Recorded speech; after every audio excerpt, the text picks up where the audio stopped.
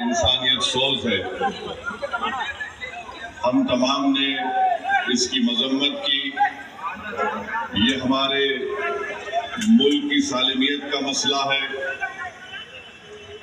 کوئی بھی ہمارے بھارت کی سرزمین پر آ کر باہر سے کسی بھی ملک میں بسنے والے لوگوں کی جان کو نہیں لے سکتا ہے.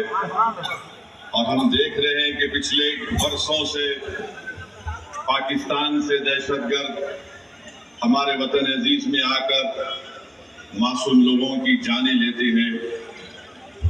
میرے عزیز دوستوں اور بزرگوں، یہ ایسا مسئلہ ہے کہ ہم موجودہ حکومت کے ساتھ کھڑے ہیں اور ہم امید کرتے ہیں کہ بھارت کے وزیر اعظم جو پاکستان سے دہشت گرد آئے اور جنہوں نے یہاں پر آ کر ہمارے 26 لوگوں کا قتل کیا،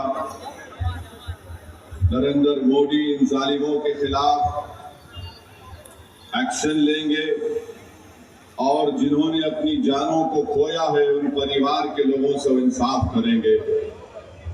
ہم امید کرتے ہیں کہ ٹھوس اقدام کیا جائے گا تاکہ پاکستان دوبارہ بھارت میں کسی بھی ایک بھارت کے ناگرک کو مارنے کی کوشش نہیں کرے گا. ہم اس معاملے میں پوری طریقے سے جو حکومت اقدام یا فیصلہ کرے گی ہم اس کی تائید کرتے ہیں، اور ہم اس سرزمین میں کھڑے ہو کر پاکستان کے وہ ISI کے عاصم منیر کو کہنا چاہیں گے جو اپنی تقریر میں ایک بکواس اناپ شناپ باتیں بکی ہیں. ہم عاصم منیر کو کہنا چاہیں گے کہ سن 47 میں ہم نے فیصلہ لے لیا کہ ہم بھارت کو چھوڑ کر نہیں جائیں گے. ہم نے جنا کے پیغام کو ٹھکرایا. بھارت ہی ہماری سرزمین تھی، بھارت ہی ہماری سرزمین ہے، اور انشاءاللہ بھارت ہی ہماری سرزمین رہے گا. اور ہم وہ لوگ جو آج پاکستان میں بیٹھ کر بکواس بک رہے ہیں، ہم ان سے کہنا چاہیں گے کہ تم اسلام کو جانتے نہیں ہو، تم اسلام کی تعلیمات سے محروم ہو، تم قرآن کے اس انقلابی پیغام کو بھلا دیے، تم نے رسول اللہ صلی اللہ علیہ وسلم کی سنت کو بھلا دیے.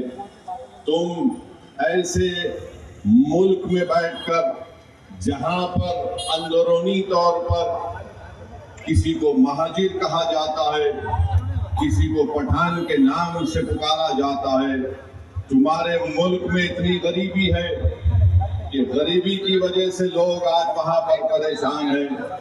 افغانستان سے تمہارا جھگڑا، ایران کی بارڈر پر تمہارا جھگڑا ہے. آج پاکستان میں بیٹھ کر لوگ اس طرح کی اناپ شناپ بکواس کرتے ہیں.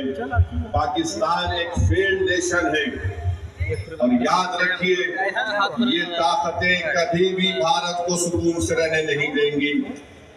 آج وقت ہے کہ ہم ان کو ایک مؤثر جواب دیں تاکہ ہمیشہ کے لیے یہ دہشت گردی کا یہ زہر ہمیشہ کے لیے ختم ہو کر رہ جائے. بنگلہ دیش میں بھی کوئی ایک صاحب اناپ شناپ بک رہے ہیں کہ نارتھ ایسٹ میں ایسا کر دیں گے. میں ان سے بھی کہوں گا کہ بھائی صاحب جو ملک آپ کو ملا ہے وہ ہماری وجہ سے ملا ہے، اپنے ملک میں آرام سے رہو. یاد رکھو جب بھارت پر اگر کوئی انگلی اٹھاتا ہے تو ہم اپنے تمام اختلافات کو بھول کر ایک سیسا پیلا ہوئی دیوار کی طرح کھڑے ہو جاتے ہیں. تو ہم ان تمام لوگوں سے کہیں گے کہ آج آپ نے بری نظر سے بھارت کی طرف اٹھا کر دیکھا ہے. مجھے یقین ہے کہ جو معصوموں کا قتل ہوا ہے ان کا خون رائے گا نہیں جائے گا، بلکہ میں تائید کرتا ہوں کہ بھارت سرکار نے یہ فیصلہ لیا کہ پاکستان کی کشتیاں اور پاکستان کے پلین بھارت کے حدود میں نہیں آئیں گے، بلکہ ہم یہ بھی کہیں گے کہ پاکستان کو FATF کے گرے لسٹ میں ڈال دیا جائے. اور جو لوگ پاکستان میں بیٹھ کر بھارت کے تعلق سے کیا کیا کہتے نہیں معلوم، مگر ان کو आईने में अपनी सूरत देखना चाहिए। तुम कौन सा मिसाइल टेस्ट करते टेस्ट कर लो, याद रखो, मगर भारत तुम्हारे से ताकतवर है और हमेशा रहेगा इंशाअल्लाह ताला।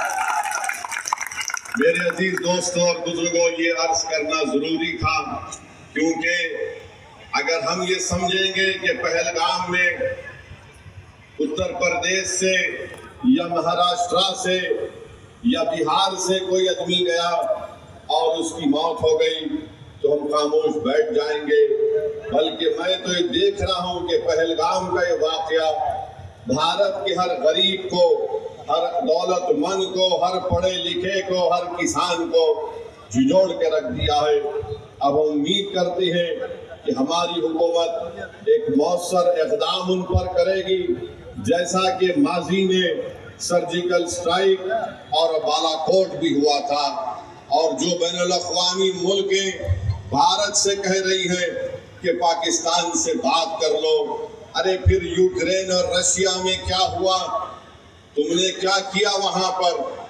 मेरे अजीज दोस्तों और बुजुर्गों, ये हिसास मसला है और इस मसले के ऊपर हमको एक होकर खड़े होना है।